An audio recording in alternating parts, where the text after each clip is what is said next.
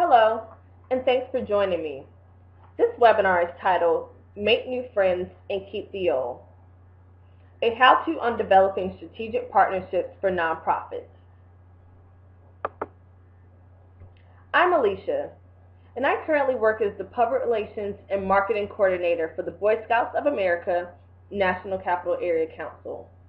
In my role, I'm responsible for primarily building their digital media strategies as well as managing partnerships with corporations and other nonprofits in the Washington, D.C. metropolitan area. I'm also currently a graduate student at Georgetown University where I'm working on my master's in public relations and corporate communications. In that program, I've had an amazing opportunity to be enrolled in cause consulting, and at the end of this semester, I'll be a certified independent practitioner to advise nonprofits on their communication strategies and goals. Previously, I interned for the Girl Scouts as an interfaith program intern, where I was responsible for managing a volunteer base in contact with over 200 local faith organizations in the DC area. I'm also a lifetime Girl Scout, and as a Scout, we always sing a song, Make New Friends and Keep the Old. That philosophy has stuck with me, not only personally, but throughout my professional career. As a PR professional, it's all about making new connections and maintaining the ones you already have. So I thought, why not apply that to strategic partnerships in the nonprofit world?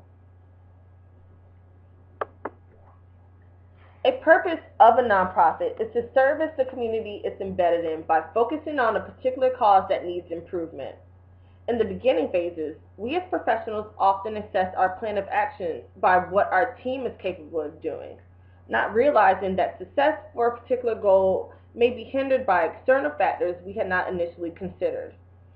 Barriers to success can sometimes include finances, manpower, and even just having the right network of influencers to make things happen. A solution to this is creating strategic partnerships with other community organizations. Community partnerships have been the lifeline of organizations, much like the Boy Scouts of America that I work for, and even the YMCA Boys and Girls Club, and their ability to remain rooted in virtually every community across the country. With that said, by the end of this webinar, you should understand why partnerships are an important aspect of nonprofit success and how to identify characteristics of a successful one and how to go forth planning one. Before we get started, let's go over our checklist. First, we'll focus on you or your organization. Then, your network and how to identify who your key players are. After that, how to spot new opportunities. Fourth, making the relationships mutual. And finally, how to plan ahead to ensure the partnership is long-lasting.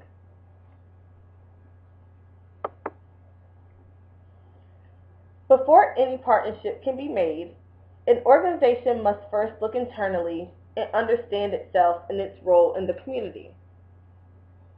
Many nonprofits skip this step. Yeah, you know the mission, you probably produce the annual report yourself, and you come to work every day. So why does this matter? Well, I can tell you firsthand that even at our Boy Scout Council, and even though we might have a 102-year track record, even we can't skip this step.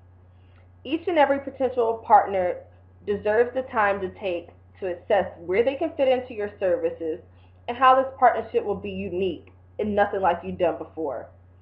It's way deeper than just slapping two brands on an event flyer. First, ask yourself, is your organization ready? Are you a startup organization just getting its feet on the ground? Or are you an organization like the BSA that has a 102-year track record that needs something new? Then, consider your needs over your wants. Yes, everybody wants money and visibility, but do you have a lesser-known service that needs some promotion? Then ask yourself, what do we have to offer? Do you have a youth educational program for youth on financial literacy? Do you provide trainings for seniors on the weekend? What can you pull out of your bag of tricks that's of interest to the community and to another potential partner?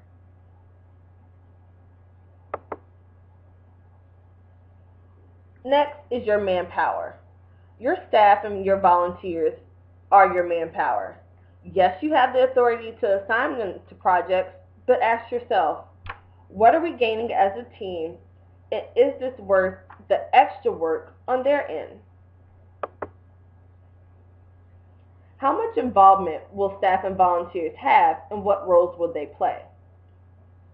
How much increased responsibility is this on the staff? And will you need to recruit more volunteers? Questions like these help you recognize whether or not you're capable of mobilizing your staff for this effort. Next, consider your finances. Determine this up front. There's nothing worse than a fallout over money in the middle of planning a project. What are your costs, and what costs would be shared? Again, this step is often overlooked, but in the end could potentially cause the most drama. Lastly, secure buy-in from the top down. These are the decision makers and the ones who would either approve or deny the partnership.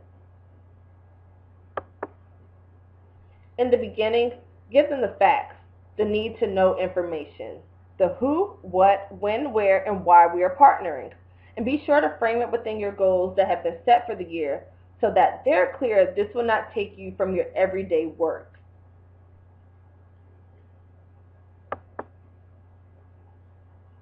Next is your network.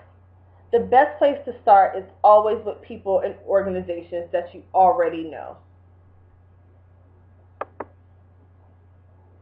Identify the people and organizations that you already have working relationships with.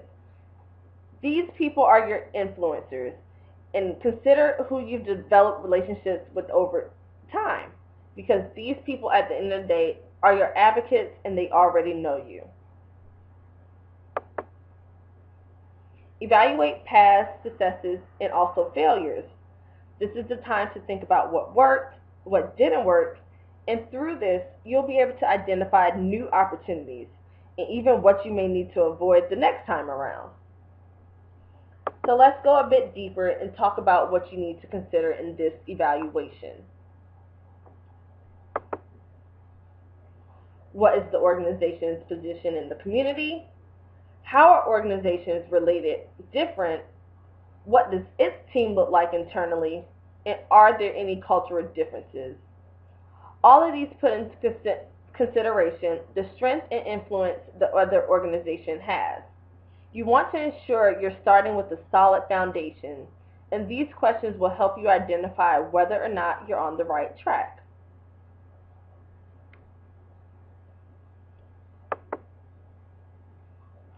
The next step on our checklist is new opportunities. This is the make new friends part. You want to identify common interests and causes in the community, identify key influencers in each of your networks, and what resources do they have that you don't, and vice versa.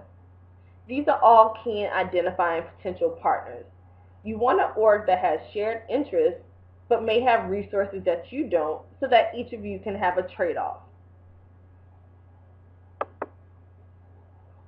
Then, put your goals in writing. This is a crucial step, and it's critical to articulate big goals and desired results in black and white. The Aspen Institute Nonprofit Sector Strategy Group says, differences in mission and objectives, in cultures and skills, and in resources and power can make the relationships between corporations and nonprofit organizations unbalanced. The same is true for nonprofits working with other nonprofits. And you may still be asking now, well, what could possibly go wrong? Well, this. Following the Boy Scouts of America's national membership policy change, many organizations were legally pressured to cut ties with us, not because of our program, but because of the values and mission statements people often glaze over. Had they have reviewed these things up front before establishing a partnership, this could have all been avoided. The fourth step on our checklist is to make things mutual. Partnerships, much like relationships, can fall apart if one person or the organization feels they're being taken advantage of.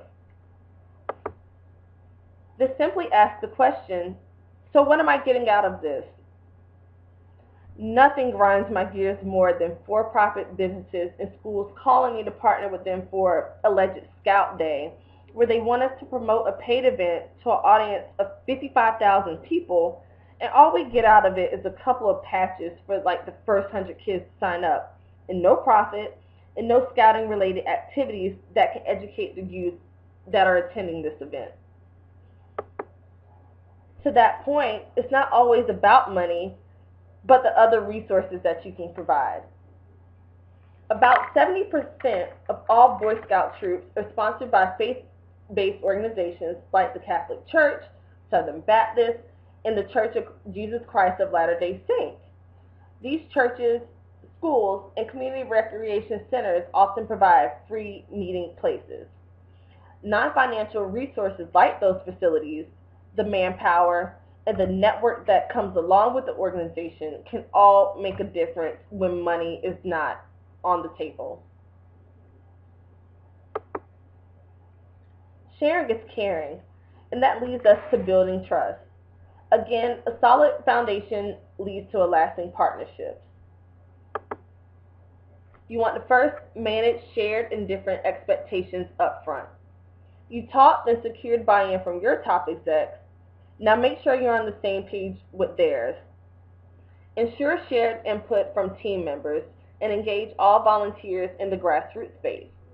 At the end of the day, they are your real advocates, and the partnership depends on mobilizing your manpower, not your ability to create a pretty plan. Let them have a say and keep them involved in all decisions made. Again, they are the ones closest to the community doing the actual work.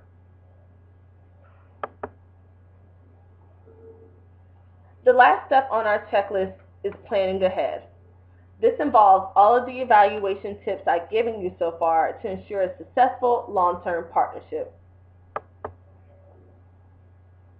First, consider long-term impact on your cause, not the actual partnership, and how the community will benefit from that. It's always about service first.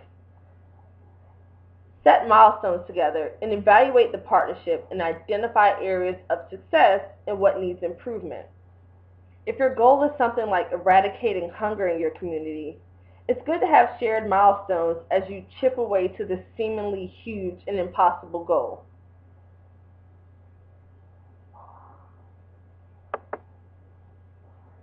Now it's your turn. Evaluate your organization. Think about what we discussed in step 1 and jot down the pros and cons of partnering with 3 organizations in your area. And remember, the overall message is that the cause should always come before the organization. There are other like-minded organizations out there that can complement what your organization is doing. And it should always be about the community first. There are strength in numbers, and by planning together to tackle a particular cause, you increase efficiency of getting it done. Big solutions ultimately need to be solved by a network of organizations, not just one. If you have any questions or just want to connect, feel free to reach out to me. You can learn more about me and my work experience on my visualize.me/Alicia Nicole. You can connect with me on LinkedIn. And also you can send me emails through my Gmail account or just tweet me on Twitter. Certainly appreciate you watching today, and thank you very much.